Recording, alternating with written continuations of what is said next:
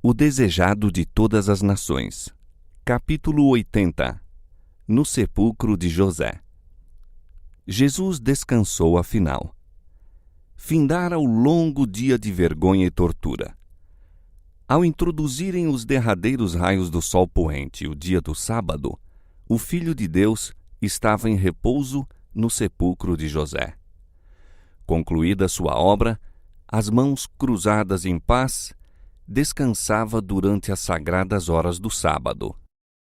No princípio, o Pai e o Filho repousaram no sábado após sua obra de criação. Quando os céus e a terra e todo o seu exército foram acabados, o Criador e todos os seres celestiais se regozijaram na contemplação da gloriosa cena. As estrelas da alva juntas alegremente cantavam e todos os filhos de Deus rejubilavam. Agora Jesus descansava da obra de redenção. E se bem que houvesse dor entre os que o amavam na terra, reinou contudo alegria no céu. Gloriosa era aos olhos dos seres celestiais a perspectiva do futuro. Uma criação restaurada, a raça redimida que, havendo vencido o pecado, nunca mais poderia cair, eis o resultado visto por Deus e os anjos da obra consumada por Cristo. Com esta cena se acha para sempre ligado o dia em que Jesus descansou, pois sua obra é perfeita e tudo quanto Deus faz durará eternamente. Quando se der a restauração de todas as coisas, as quais Deus falou por boca dos seus santos profetas, desde o princípio do mundo, o sábado da criação, o dia em que Jesus esteve em repouso no sepulcro de José, será ainda um dia de descanso e regozijo. O céu e a terra se unirão em louvor quando, desde um sábado até ao outro, as nações dos salvos se inclinarem em jubiloso culto a Deus e o Cordeiro. Nos acontecimentos finais do dia da crucifixão, foi dada nova prova de cumprimento da profecia e novo testemunho da divindade de Cristo. Quando a treva se erguera de sobre a cruz e o Salvador soltara seu brado agonizante, ouviu-se imediatamente outra voz dizendo: verdadeiramente este era o Filho de Deus. Essas palavras não foram murmuradas em segredo.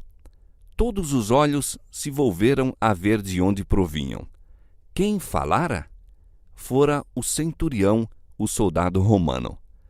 A divina paciência do Salvador, a sua súbita morte, com o grito de vitória nos lábios, impressionara esse pagão. No ferido, quebrantado corpo pendente da cruz, reconheceu o centurião a figura do Filho de Deus. Não pôde deixar de confessar sua fé. Assim foi novamente dada a prova de que nosso Redentor devia ver o trabalho de sua alma. No mesmo dia de sua morte, 3 homens, diferindo largamente entre si, declaravam sua fé: o que comandava a guarda romana, o que conduzira a cruz do Salvador e o que morrera na cruz ao seu lado. Ao aproximar-se a noite, um silêncio estranho pairou sobre o Calvário. A multidão dispersou-se e muitos volveram a Jerusalém com o espírito bem diverso do que tinham pela manhã.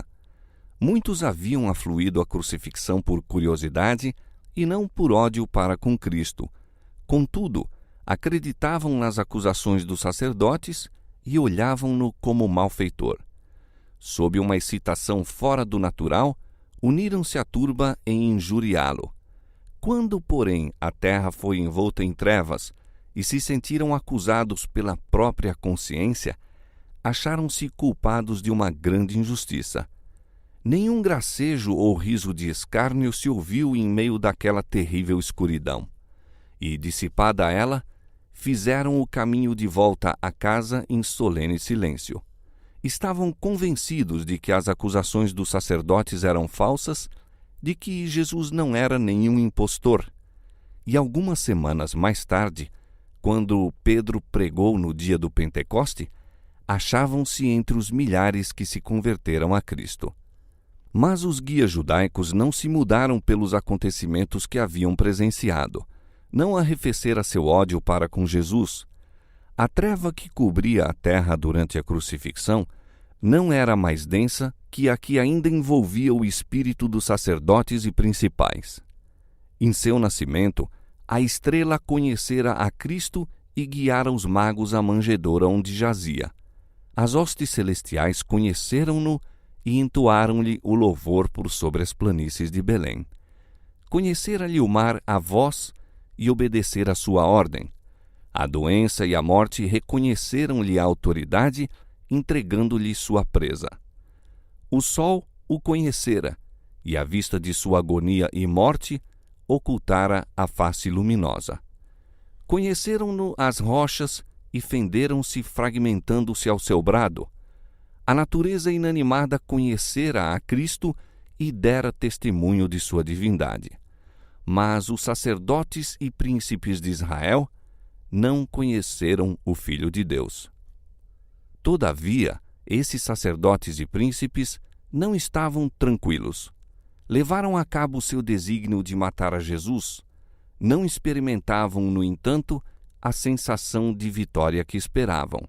Mesmo na hora de seu aparente triunfo, assaltavam-nos dúvidas quanto ao que viria depois. Ouviram o brado: está consumado. Pai, nas tuas mãos entrego o meu espírito. Viram as rochas fenderem-se, sentiram o forte terremoto e estavam desassossegados, inquietos.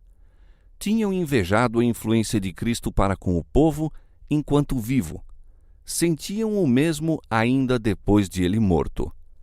Temiam mais, muito mais, o Cristo morto do que haviam temido o Cristo vivo.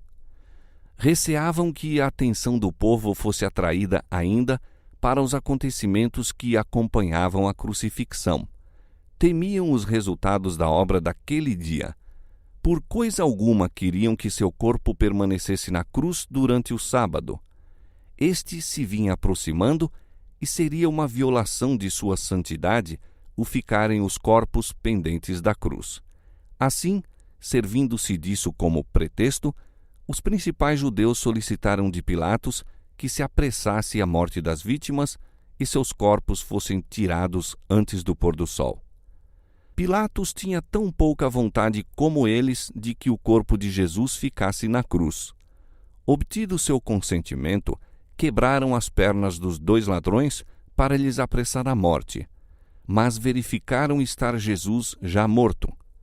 Os rudes soldados abrandaram-se pelo que ouviram e testemunharam de Cristo e abstiveram-se de lhe quebrar os membros. Assim, na oferta do Cordeiro de Deus, cumpriu-se a lei da Páscoa.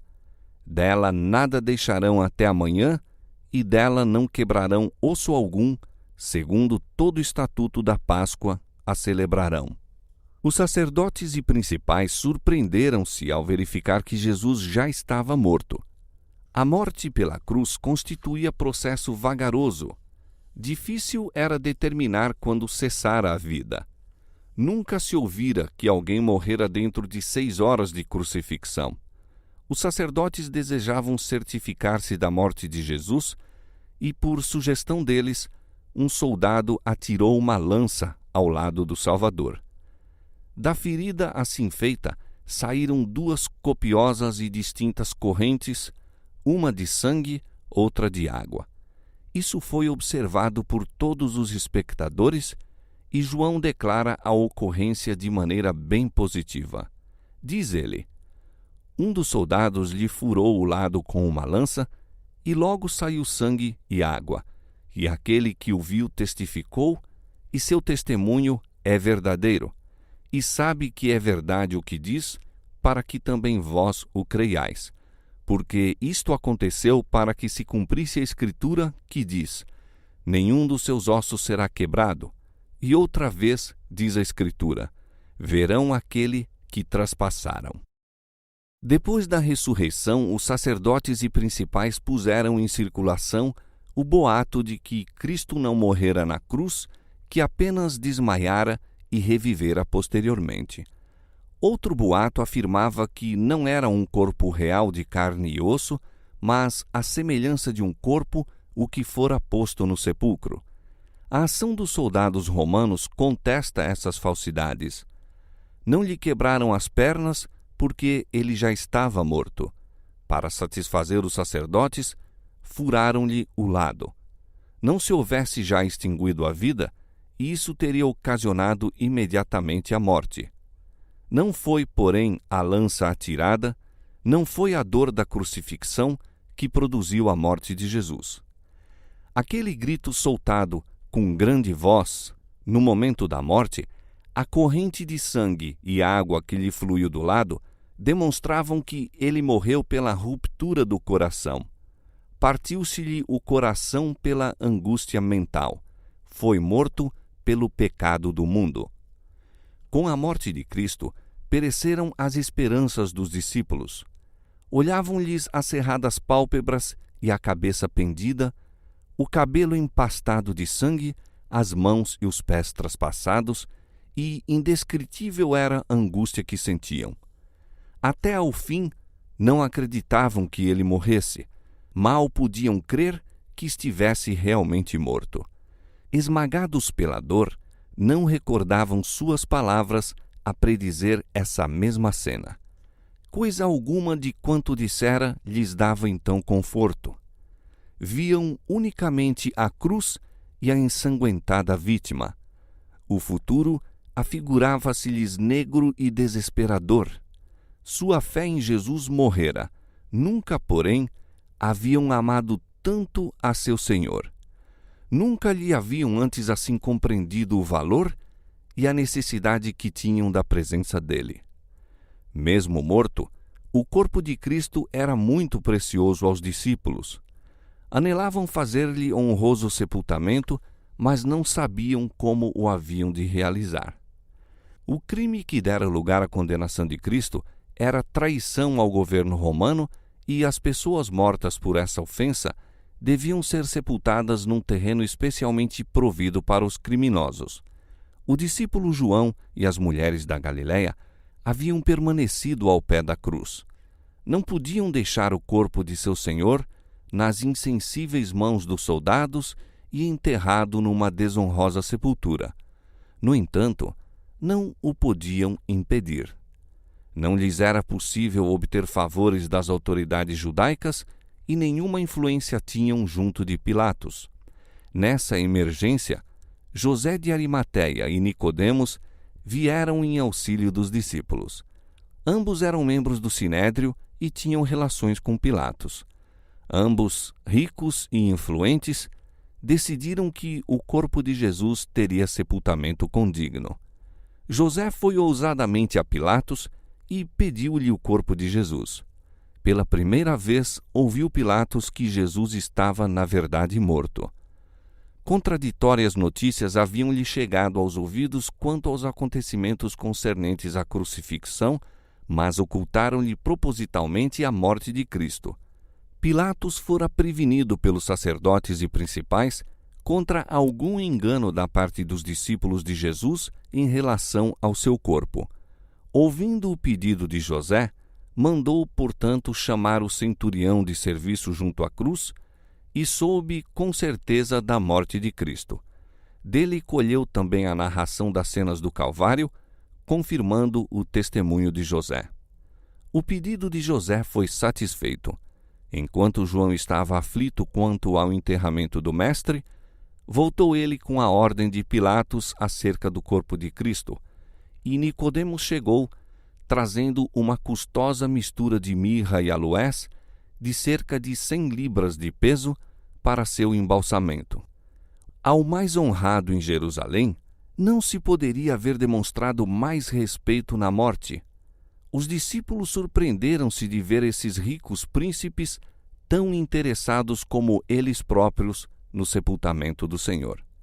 Nem José nem Nicodemos haviam aceito abertamente o Salvador enquanto vivera. Sabiam que esse passo os excluiria do Sinédrio e esperavam protegê-lo por sua influência nos conselhos. Por algum tempo, pareceu haverem sido bem-sucedidos, mas os astutos sacerdotes, vendo como favoreciam a Cristo, embargaram-lhes os planos. Em sua ausência, Fora Jesus condenado e entregue para ser crucificado. Agora que estava morto, não mais ocultaram sua afeição para com ele. Enquanto os discípulos temiam mostrar-se abertamente como seus seguidores, José e Nicodemos foram ousadamente em seu auxílio. O concurso desses homens ricos e honrados era muito oportuno. Era-lhes dado fazer pelo mestre morto o que se tornava impossível aos pobres discípulos, e sua riqueza e influência os protegia, em grande parte, da malignidade dos sacerdotes e principais. Delicada e reverentemente, removeram eles do madeiro com as próprias mãos o corpo de Jesus. Corriam-lhes lágrimas de compaixão ao contemplarem-lhe o ferido e lacerado corpo. José possuía um sepulcro novo, talhado numa rocha. Reservava-o para si mesmo, mas ficava próximo do Calvário e preparou-o então para Jesus.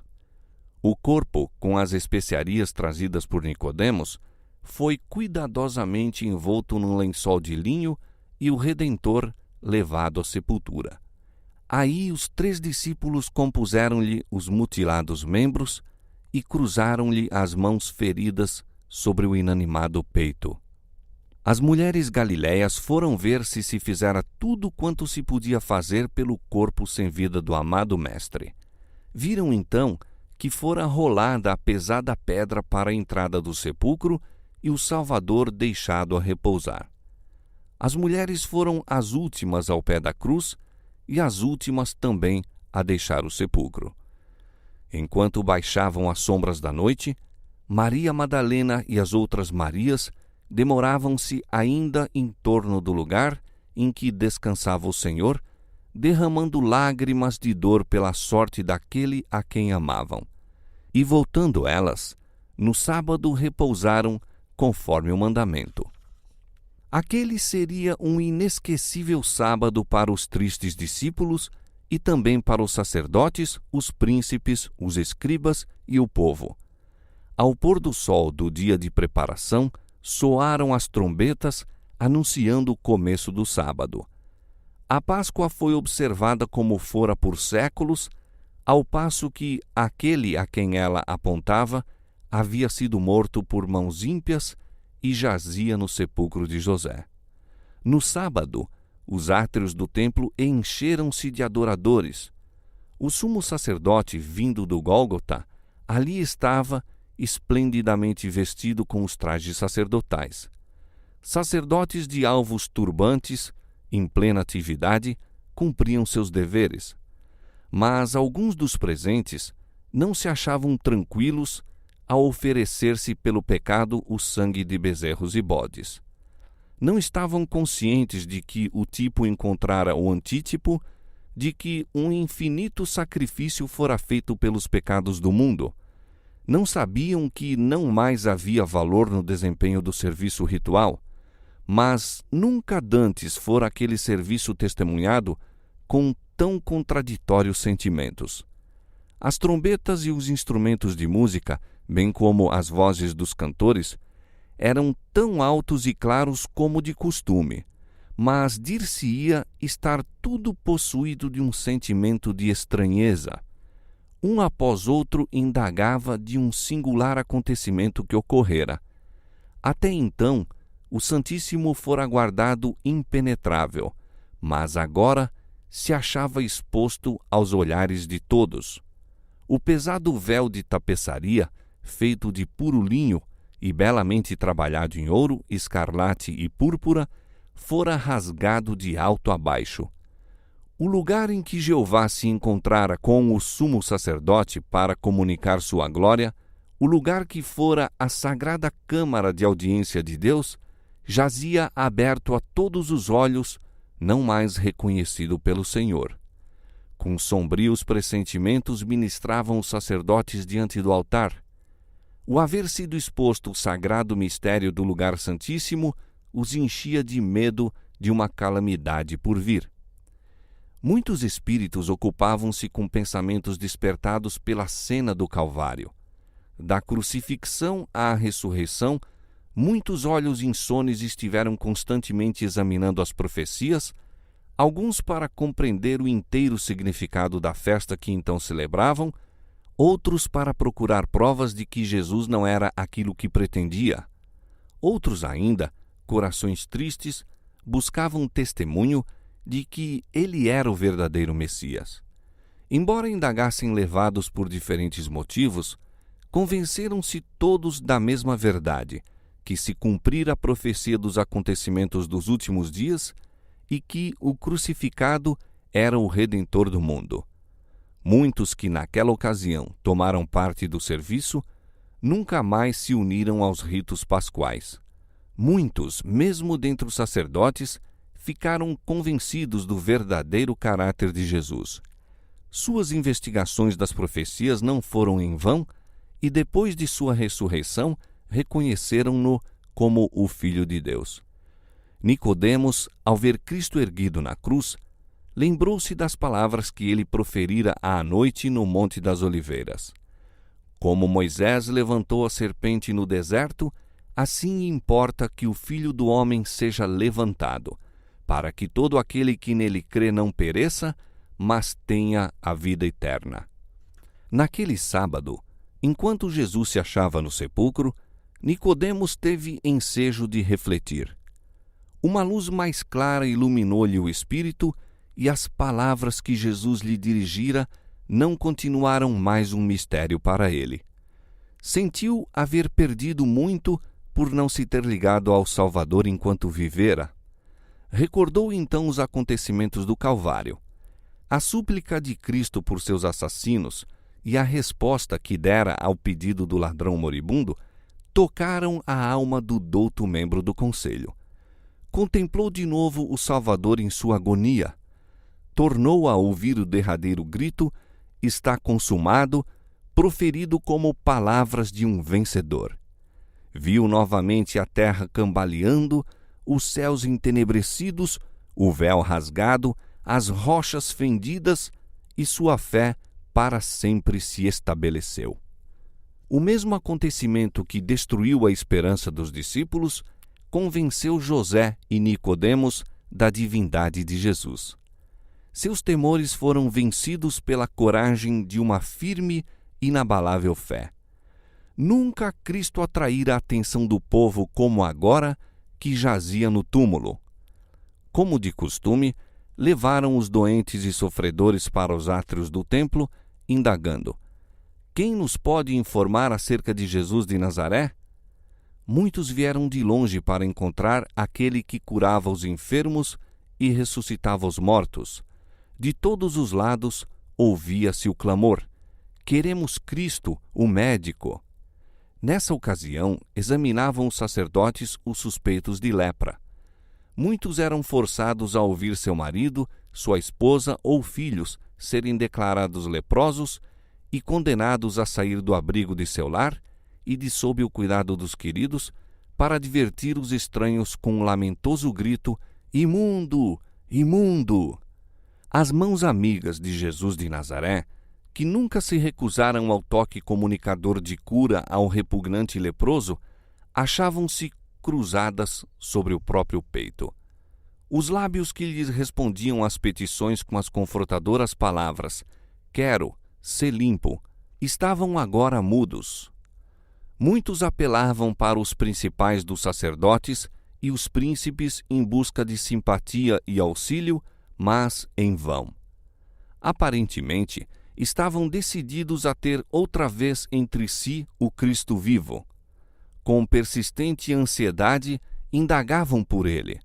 Não queriam ser mandados embora, mas eram expulsos dos átrios do templo e foram postados soldados às portas para deter a multidão que chegava com os doentes e moribundos solicitando entrada. Os sofredores que tinham ido para ser curados pelo Salvador sucumbiam ante a decepção. As ruas estavam cheias de lamentos. Os doentes pereciam à míngua do toque vivificante de Jesus. Médicos eram consultados em vão. Não havia eficiência como a daquele que jazia no túmulo de José. Os lamentos dos que sofriam levaram a milhares a convicção de que se fora do mundo uma grande luz. Sem Cristo, a terra era sombra e escuridão. Muitos daqueles cuja voz havia avolumado o grito de crucifica-o, crucifica-o, compreendiam agora a calamidade que lhe sobreviera e teriam com igual veemência clamado: dá-nos Jesus, houvesse ele estado ainda vivo. Quando o povo soube que Jesus fora morto pelos sacerdotes, fez indagações quanto à sua morte.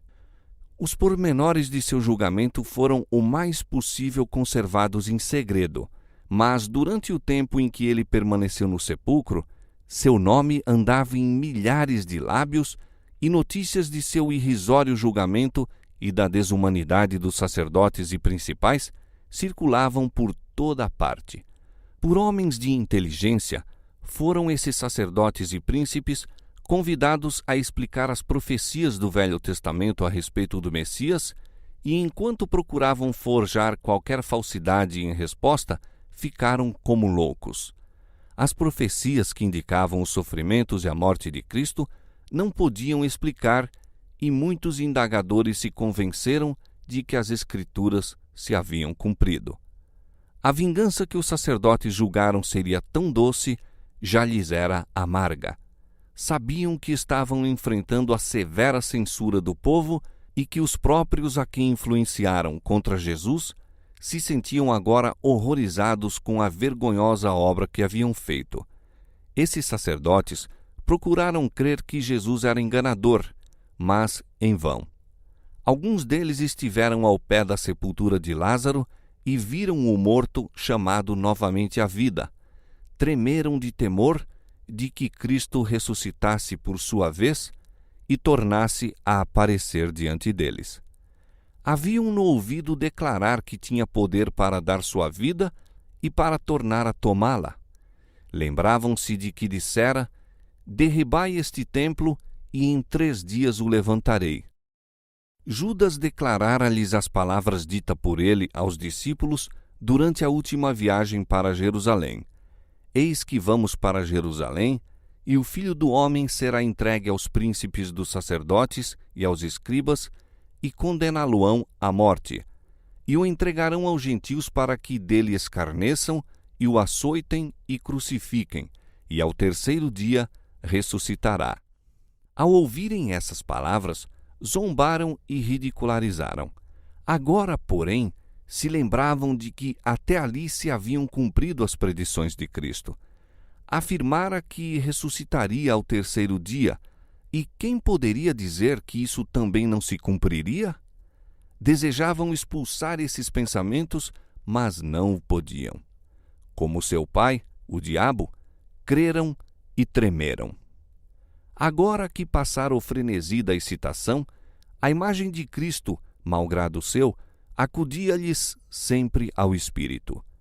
Viam-no sereno e sem um queixume perante os inimigos, sofrendo sem murmurar as zombarias e maus tratos. Ocorriam-lhes todos os acontecimentos de seu julgamento e crucifixão com uma empolgante convicção de que ele era o Filho de Deus. Pensavam que poderia a qualquer momento apresentar-se diante deles o acusado tornando-se acusador, o condenado a condenar, o morto a exigir justiça na morte de seus assassinos. Pouco puderam repousar no sábado. Embora não transpusessem o limiar de um gentil por temor da contaminação, tiveram, no entanto, um conselho quanto ao corpo de Cristo. A morte e o sepulcro deviam guardar aquele a quem crucificaram. Reuniram-se os príncipes dos sacerdotes em casa de Pilatos, dizendo: Senhor, lembramo-nos de que aquele enganador, vivendo ainda, disse: depois de 3 dias ressuscitarei. Manda, pois, que o sepulcro seja guardado com segurança até o 3º dia. Não se dê o caso que os seus discípulos vão de noite e o furtem e digam ao povo: ressuscitou dos mortos. E assim, o último erro será pior do que o primeiro. E disse-lhes Pilatos: tende a guarda, ide, guardai-o como entenderdes. Os sacerdotes deram ordens para ser guardado o sepulcro. Uma grande pedra fora colocada diante da entrada. Através dessa pedra, puseram cordas, prendendo as extremidades à sólida rocha e selando-as com o selo romano. A pedra não podia ser removida sem quebrar o selo. Uma guarda de 100 soldados foi então colocada em volta do sepulcro para impedir que alguém tentasse contra sua segurança. Os sacerdotes fizeram o que puderam para manter o corpo de Cristo onde fora posto. Foi fechado com tanta segurança em seu túmulo como se nele devesse permanecer para sempre. Assim se aconselhavam e faziam planos fracas criaturas. Mal percebiam esses homicidas a inutilidade de seus esforços. Por seu proceder, no entanto, Deus foi glorificado. Os próprios esforços feitos para impedir a ressurreição de Cristo são os mais convincentes argumentos em prová-la. Quanto maior o número de soldados colocados ao redor do sepulcro, tanto mais vigoroso o testemunho de que ele ressurgira. Centenas de anos antes da morte de Cristo, o Espírito Santo declarara por intermédio do salmista: Por que se amotinam as gentes e os povos imaginam coisas vãs? Os reis da terra se levantam e os príncipes juntos se mancomunam contra o Senhor e contra o seu ungido. Aquele que habita no céu se rirá, o Senhor zombará deles. As guardas e as armas romanas foram impotentes para limitar o Senhor da vida dentro do túmulo. Aproximava-se a hora de sua libertação.